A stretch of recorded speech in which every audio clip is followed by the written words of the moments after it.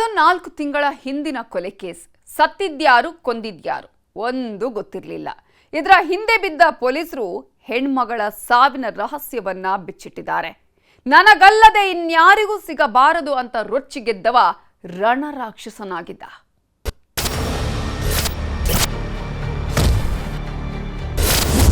Aunty ಮೇಲೆ ಮೋಹ, ದೂರಾಗಿದ್ದವಳಿಗೆ ಕಟ್ಟಿದ ಚಟ್ಟ, ದಟ್ಟಾರಣ್ಯದಲ್ಲಿ ಸಂಚು, ಸುಂದರಿ ಕರೆಸಿಕೊಂಡು ಹಚ್ಚಿದ ಬೆಂಕಿ. ಕರ್ಮ ಅನ್ನೋದೇ ಹಾಗೆ, ಪಾಪಕ್ಕೆ ತಕ್ಕ ಪ್ರತಿಫಲ ಕೊಟ್ಟೆ ಕೊಡುತ್ತೆ. ಮಾಡಿದ ಮಾನಗೇಡಿ ಕೆಲಸಕ್ಕೆ ಬಡ್ಡಿ ಸಮೇತ ವಸೂಲಿ ಮಾಡುತ್ತೆ. ಪಾಪದ ಕೊಡ ತುಂಬುವವರೆಗೂ ಮಾತ್ರ ಆಟ ನಡೆಯೋದು, ಆಮೇಲೆ ಎಲ್ಲವೂ ತಲೆ ಕೆಳಗಾಗಿ ಹೋಗುತ್ತೆ. ಪಾಪ ಅನ್ನೋದು ಒಂಥರ ಸೆರಗಿಗೆ ಕಟ್ಕೊಂಡ ಕೆಂಡ ಇದ್ದಂತೆ, ಒಂದಲ್ಲ ಒಂದಿನ ಸುಟ್ಟೆ ಸುಡುತ್ತೆ. ಇದಕ್ಕೆ ಈ ಸ್ಟೋರಿಯೇ ಜೀವಂತ ಸಾಕ್ಷಿ. 4 ತಿಂಗಳ ಹಿಂದೆ ಹೆಣ್ಮಗಳೊಬ್ಬಳ ಕಥೆ ಮುಗಿಸಿ ಹಾಯಾಗಿದ್ದವ ಈಗ ಕಂಬಿ ಹಿಂದೆ ಸೇರಿದ್ದಾನೆ. ನನ್ನನ್ನ ಬಿಟ್ಟು ಇನ್ಯಾರಿಗೂ ಸಿಗಬಾರದು ಅಂತ ಹೆಣ ಉರುಳಿಸಿದ್ದಾನೆ. ಜನವರಿ 30ನೇ ತಾರೀಖು ತುರುವೇಕೆರೆ ತಾಲೂಕಿನ ಅಂಚಿಹಳ್ಳಿ ಕಾಡಿನ ಮಧ್ಯೆ ಸುಟ್ಟು ಕರಕಲಾದ ಮೃತದೇಹ ಪತ್ತೆಯಾಗಿತ್ತು.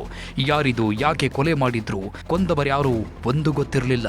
ಹೀಗಾಗಿ ತನಿಖೆ ಶುರು ಮಾಡಿದ ತುರುವೇಕೆರೆ ಪೊಲೀಸರು ಮೊದಲು ಹೋಗಿದ್ದ ಮಿಸ್ಸಿಂಗ್ ಕೇಸ್ಗಳ ಬೆನ್ನತ್ತಿ. ಇದೇ ವೇಳೆ ಜನವರಿ 28ರಂದು ವ್ಯಕ್ತಿಯೊಬ್ಬ ತನ್ನ ಪತ್ನಿ ಕಾಣೆಯಾಗಿದ್ದಾಳೆ ಅಂತ ದೂರು ಕೊಟ್ಟಿದ್ದ. ಆಕೆಯೇ ಈ ಶ್ವೇತಾ. ಮಿಸ್ಸಿಂಗ್ ಕೇಸ್ಗೂ ಸುಟ್ಟು ಬಿದ್ದ ಹೆಣದ ಟೈಮಿಂಗ್ಸ್ಗೂ ಮ್ಯಾಚ್ ಆಗ್ತಿತ್ತು.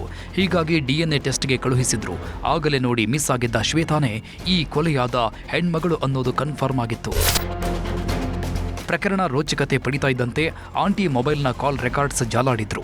ಆಗಲೇ 53 ವರ್ಷದ ಭಾನುಪ್ರಕಾಶ್ ಅನ್ನೋನ ಹಿಸ್ಟರಿ ಸಿಕ್ಕಿದ್ದು. ನಿರಂತರ ಫೋನ್ ಸಂಪರ್ಕದಲ್ಲಿ ಇದ್ದಿದ್ರಿಂದ ಈತನನ್ನ ಎತ್ತಾಕೊಂಡು ಬಂದು ವಿಚಾರಣೆ ಮಾಡಿದ್ರು.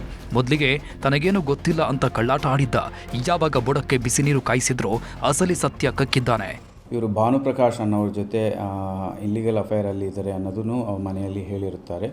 ಇಮಿಡಿಯೇಟ್ ಆಗಿ ಅನುಮಾನದ ಮೇಲೆ ಭಾನುಪ್ರಕಾಶ್ ಅನ್ನೋರನ್ನು ಕಸ್ಟಡಿಗೆ ತಗೊಂಡು ಅವ್ರನ್ನ ಪ್ರಶ್ನೆ ಮಾಡುವಾಗ ಅವರು ಮಾಡಿರುವ ಕೃತ್ಯವನ್ನು ಒಪ್ಕೊಂಡಿರ್ತಾರೆ. ನನಗಲ್ಲದೆ ಇನ್ಯಾರಿಗೂ ಸಿಗಬಾರದು ಅಂತ ಕಗ್ಗೊಲೆ. ಕಳೆದ 2-3 ವರ್ಷದಿಂದ ಶ್ವೇತಾ ಹಾಗೂ ಭಾನುಪ್ರಕಾಶ್ ಅಕ್ರಮ ಸಂಬಂಧದಲ್ಲಿದ್ರು. ಆದರೆ ಈ ವಿಷಯ ಭಾನುಪ್ರಕಾಶ್ ಪತ್ನಿಗೆ ಗೊತ್ತಾಗ್ತಾ ಇದ್ದಂತೆ ರಣಚಂಡಿಯಾಗಿದ್ಲು. ಗಂಡನ ಗ್ರಹಚಾರ ಬಿಡಿಸ್ತಾ ಇದ್ದಂತೆ ಭಾನುಪ್ರಕಾಶ್ ತಣ್ಣಗಾಗಿದ್ದ. ಶ್ವೇತಾಳಿಂದ ಅಂತರ ಕಾಯ್ದುಕೊಂಡಿದ್ದ. ಯಾವಾಗ ಇವರಿಬ್ಬರ ಸಂಬಂಧ ಮುರಿದು ಬಿತ್ತು, ಶ್ವೇತಾ ಮತ್ತೊಬ್ಬನ ಜೊತೆ ಸಂಬಂಧ ಬೆಳೆಸಿದ್ಲಂತೆ. ಈ ವಿಷಯ ಭಾನುಪ್ರಕಾಶ್ಗೆ ಗೊತ್ತಾಗ್ತಾ ಇದ್ದಂತೆ ಉರಿದು ಹೋಗಿದ್ದಾನೆ. ನನ್ನ ಜೊತೆಗಿಲ್ಲದವಳು ಮತ್ತೊಬ್ಬನಿಗೆ ದಕ್ಕಬಾರದು ಅಂತ ಕೊಲೆ ಪ್ಲಾನ್ ಮಾಡಿದ್ದಾನೆ. ಆದಿಚುಂಚನಗಿರಿಗೆ ಕರೆಸಿಕೊಂಡು ಅಲ್ಲೇ ಕಥೆ ಮುಗಿಸಿದ್ದ. ನಂತರ ತುರುವೇಕೆರೆಯ ಅಂಚಿಹಳ್ಳಿ ಕಾಡಿಗೆ ತಂದು ಸುಟ್ಟ ಹಾಕಿದ್ದ. ಆದಿಚುಂಚನಗಿರಿ ಮಠಕ್ಕೆ ಬಸ್ ಸ್ಟ್ಯಾಂಡಿಗೆ ಕರೆಸ್ಕೊಳ್ತಾರೆ. ಬಸ್ ಸ್ಟ್ಯಾಂಡಿಗೆ ಹೋಗಿದ ನಂತರ ಅವರು ಒಂದು ಬಾಟ್ಲಲ್ಲಿ ಪೆಟ್ರೋಲ್ ಖರೀದಿ ಮಾಡಿ ಅವಳನ್ನು ಹತ್ತಿರ ಇರುವ ಒಂದು ಕಾಡಕ್ಕೆ, ರಾಮಸಾಗರ ಮೀಸಲಾರಣ್ಯ ಪ್ರದೇಶಕ್ಕೆ ಕರ್ಕೊಂಡು ಹೋಗ್ತಾರೆ.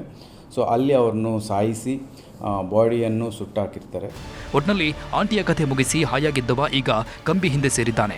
ಮಾಡಿದ ಕರ್ಮಕ್ಕೆ ತಕ್ಕ ಪ್ರತಿಫಲ ಅನುಭವಿಸ್ತಾ ಇದ್ದಾನೆ. ವಿಠಲ್, ನ್ಯೂಸ್ 18 ತುಮಕೂರು.